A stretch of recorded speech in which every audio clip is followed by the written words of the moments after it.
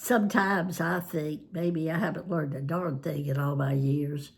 And then every now and then I think maybe I've learned a thing or two. And just recently, the last few months, I have been thinking about what I can do to be creative. I no longer care much about painting. My writing is not as compelling as it once was.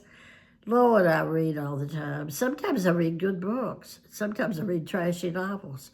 But I do read and read.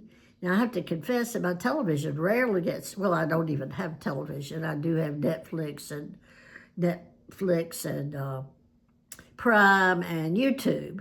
And the PBS channel, I have those. But I hardly ever turn them on. So I was trying to think, what in the world could I do that would be creative? And then I was thinking about a book that I am in the process of writing. And the name of that book is called A Thing or Two.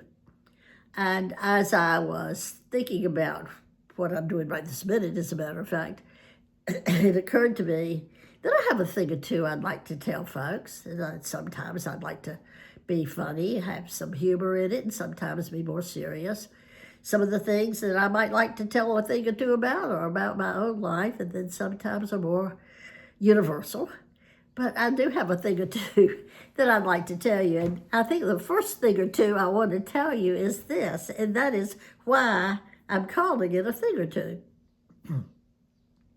I will say, without demanding any kind of sympathy or any response, that when I was a little girl, I was a hard child to parent. And I can assure you that I'm not the only person that thought that. My mother had a hard time with me. And in retrospect, I had a hard time with her as well. But when my twin boys were about 10, maybe 11 years old, probably 10, we were at Mother's house. And the boys were running around acting like boys and just like 10-year-old boys. And I was yelling at them, "Stop that, boys, stop that." And then stop for a half a second and then start again, and I'd yell again. And my mother, and God love her, she was so precious. Mother was sitting there, we were in the dining room, and Mother said, "Oh, Judith, I wish you wouldn't yell at the boys so much." Friends, have you ever had a moment where the world just ceased being anything you had ever experienced before? Perhaps you were in an earthquake or I have no idea. This was just one of those moments for me that I could not speak. Because to tell you the truth, folks, I had been brought up being yelled at.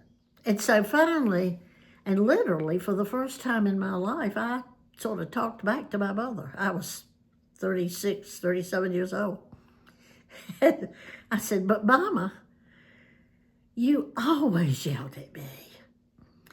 And my mother, who was just as pretty a woman as could be, and had gotten to be sweet. Once all her grandsons were born, she got to be real sweet.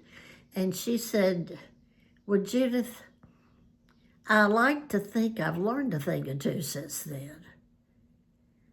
And I have to tell you that to hear her say she'd learned a thing or two since bringing me up with all of her anger and impatience and all the things that were not particularly good ways to bring up children.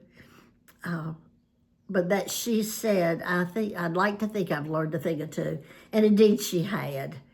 And so I've got a thing or two that I've learned too. I wish I could say that I stopped yelling at my boys right that minute and never yelled at them again, but that's not true. It takes longer than that to learn a thing or two.